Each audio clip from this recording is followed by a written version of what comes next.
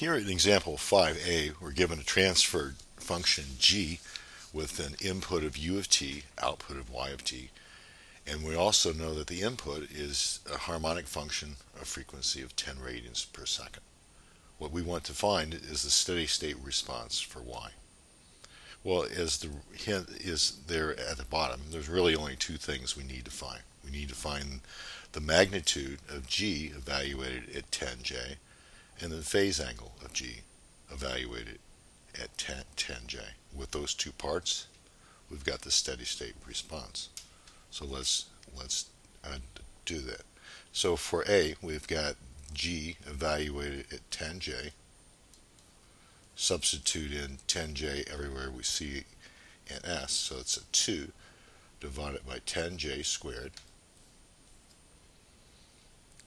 plus 2 times 10j plus 1. And so that becomes a 2 divided by a denominator with a real part of minus 99, imaginary number 20j. Well, in order to be able to find the magnitude and phase angle, we need to be able to identify the real and imaginary parts. Well, we have the complication that our function g here has a complex number in the denominator. So to move that complex number to the top, what we'll do is multiply the top and bottom by the complex conjugate of the denominator. So it's minus 99 minus 20j top and bottom. We multiply this out, and what we get is a minus 198 minus 40j in the numerator. The denominator, of course, we get the sum of the squares of the real and imaginary parts, and that number is equal to 10201. So with that done, we can readily see the real and imaginary parts. So when we write out the magnitude, the modulus of g evaluated at 10j, we take the sum of the squares of the real and imaginary parts. 198 squared plus 40 squared, square root on the top.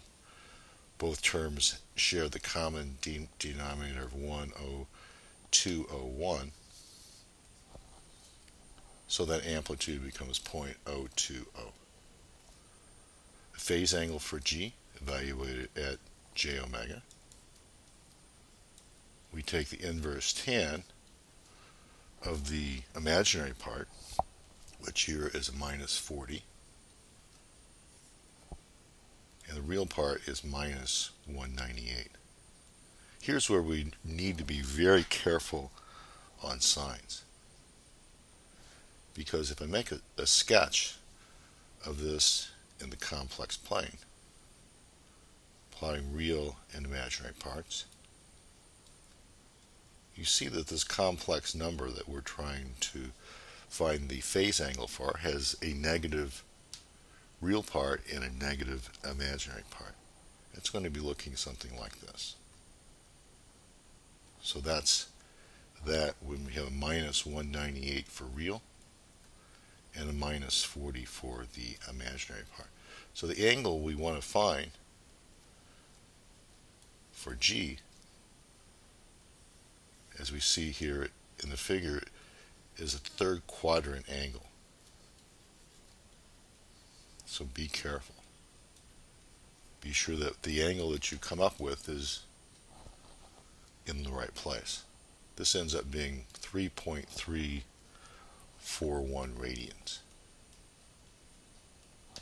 So therefore, the steady state response for y is the amplitude of g, which is 0.020, sine omega t, that's 10t, with a phase angle of a positive 3.341, like this.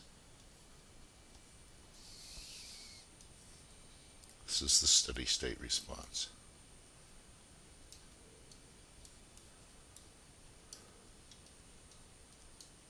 So a very straightforward application of this result.